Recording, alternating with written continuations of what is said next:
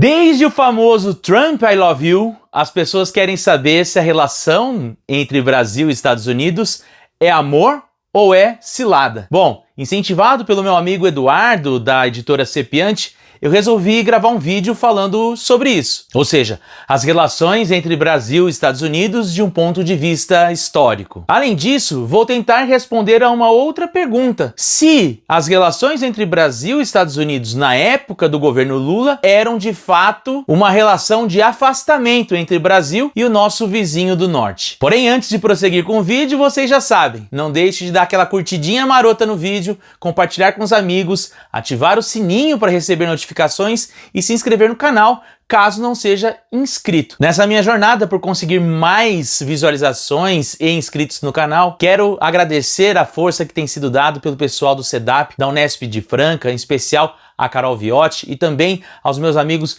do Fronteiras no Tempo, principalmente o César Agenor, que ambos estão me ajudando na divulgação do canal e isso tem feito toda a diferença.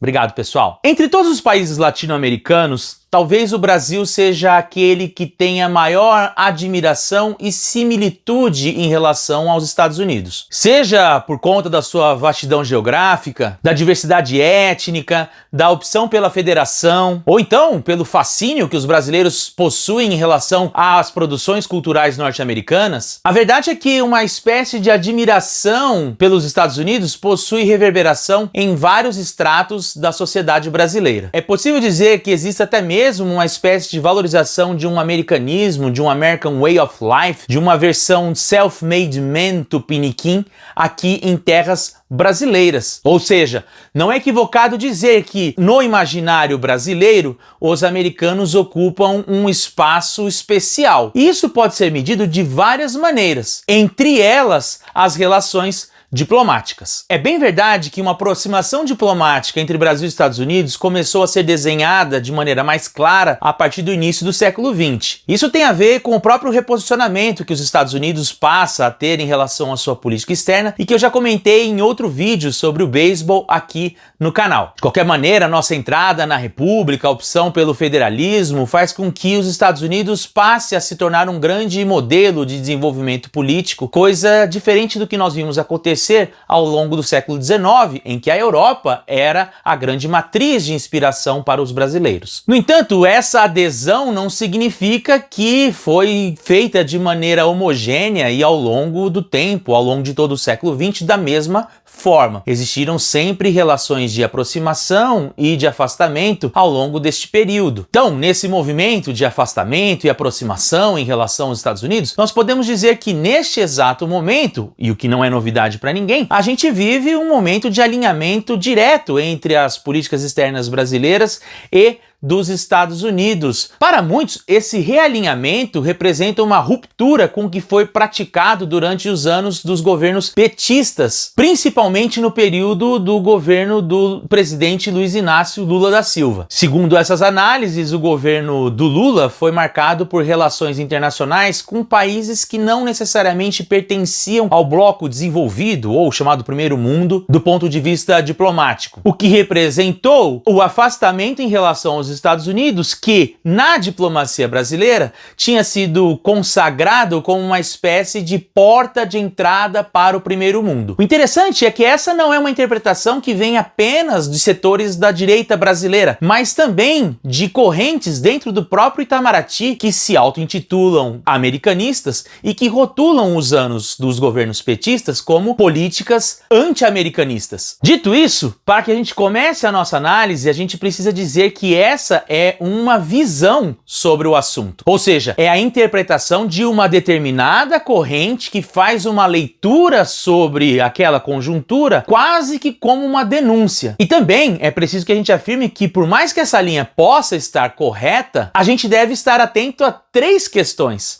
Esse distanciamento dos Estados Unidos começou a se produzir ainda no final do governo do Fernando Henrique Cardoso. Segundo, este afastamento também se deu na via oposta proposta do relacionamento. Os anos a partir de 2002 são marcados por um afastamento e isolacionismo dos Estados Unidos em relação a vários parceiros no mundo, inclusive o Brasil. Muito por conta do que a gente viu acontecer nas Torres Gêmeas em 2001, o foco central dos Estados Unidos vai ser o Oriente Médio, naquilo que vai ser consagrado como doutrina Bush. E o terceiro ponto é que esse afastamento, por mais paradoxal que seja, gerou, num segundo momento, uma aproximação mais forte entre Brasil e Estados Unidos a partir de 2005. Claro que mais forte não significa alinhamento total ou convergência de ideias, mas de maior respeito e legitimidade entre as duas partes. Essas conclusões que eu apresento para vocês foram retiradas da leitura de um artigo da excelente professora Cristina Soriano Pesequilo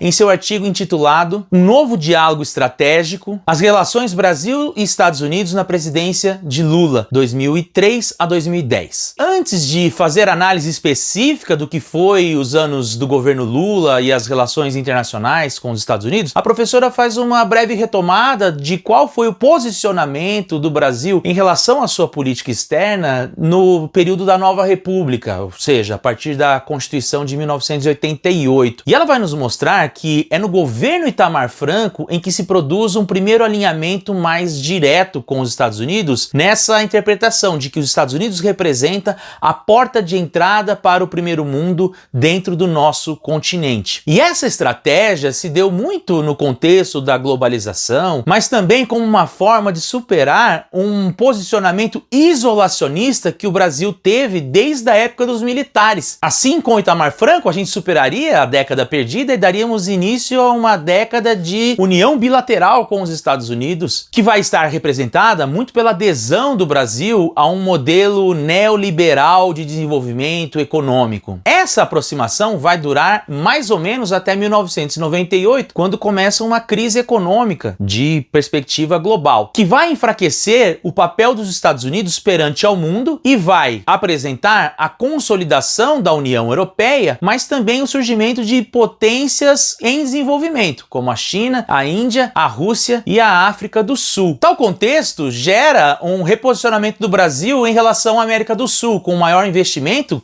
ao Mercosul e também tentando se portar como uma espécie de liderança local. Ao mesmo tempo, percebeu-se que esse alinhamento direto com o primeiro mundo, seja os Estados Unidos ou a União Europeia, não tinham muitos resultados efetivos, uma vez que os produtos que vinham de lá sempre encontravam uma boa recepção, e no entanto os produtos que saíam de cá para lá geralmente barravam no protecionismo tanto dos Estados Unidos quanto da União Europeia, principalmente no que diz respeito às commodities e aos produtos agrícolas brasileiros. Enfim, após 2001, o que era o enfraquecimento dos Estados Unidos no panorama global se torna uma opção isolacionista por parte do governo Bush, que vai investir diretamente na sua política externa relacionada ao Oriente Médio, o que vai ficar ainda mais evidente com as guerras no Afeganistão em 2001 e no Iraque em 2003. Sendo assim, neste momento, é os Estados Unidos quem se afasta dos seus antigos parceiros, o que faz com que esses parceiros, como o Brasil, a Rússia, a China, entre outros, tenham que buscar novos posicionamentos diante do cenário global. É nesse contexto, então, que, capitaneado pelo chanceler Celso Amorim, o Brasil vai adotar mais dessa linha anti-americanista e vai investir no papel de se tornar uma espécie de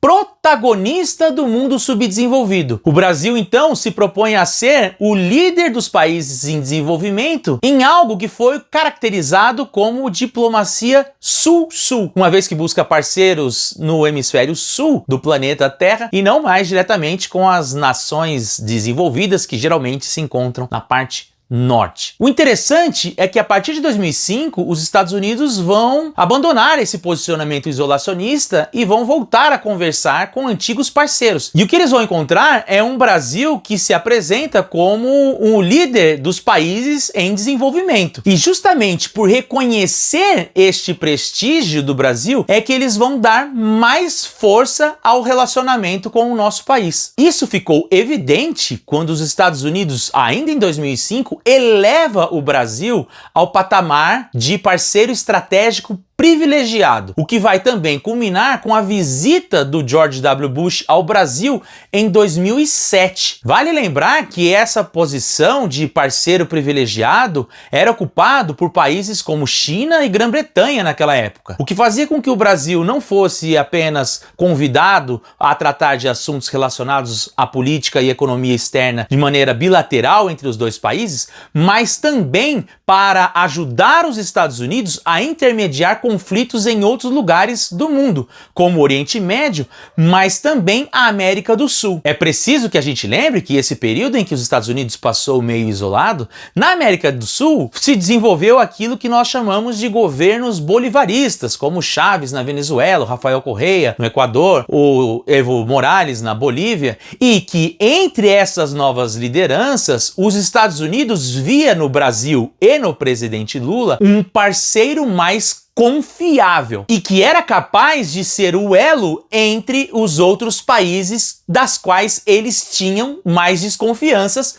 como a Venezuela de Chávez. Assim, serão nos anos do governo Lula em que a balança comercial Brasil-Estados Unidos será positiva para nós. Nos anos de 2005 e 2006, o superávit brasileiro chegará à marca de quase 10 bilhões de dólares. Claro, isso tem muito a ver com a questão do boom dos commodities, mas também aponta de que não existiu, assim, um afastamento entre Brasil e Estados Unidos como se apregoa. Essa balança comercial, por sua vez, só voltaria a ficar negativa a partir de 2009, quando os Estados Unidos entra na crise de 2008 que todos nós já ouvimos falar. Entrados os anos de 2010, a China acabou por superar os Estados Unidos como sendo o principal parceiro econômico do Brasil e não mais os Estados Unidos. Mas isso já vai acontecer em um período que não compreende mais o governo do presidente Lula e também a análise da professora Cristiana Pecechillo neste artigo. Bom, uma coisa que eu quero deixar claro é que a intenção do vídeo não é falar se a atual política externa do Brasil de alinhamento aos Estados Unidos está certa ou está errada. O que eu quero mostrar mesmo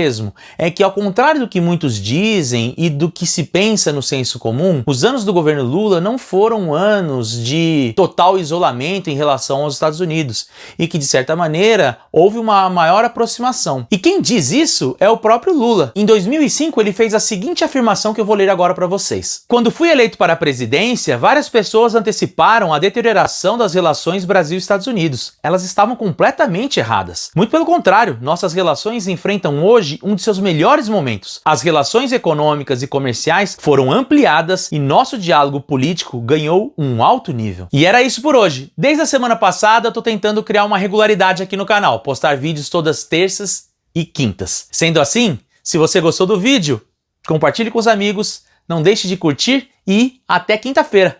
Tchau, tchau!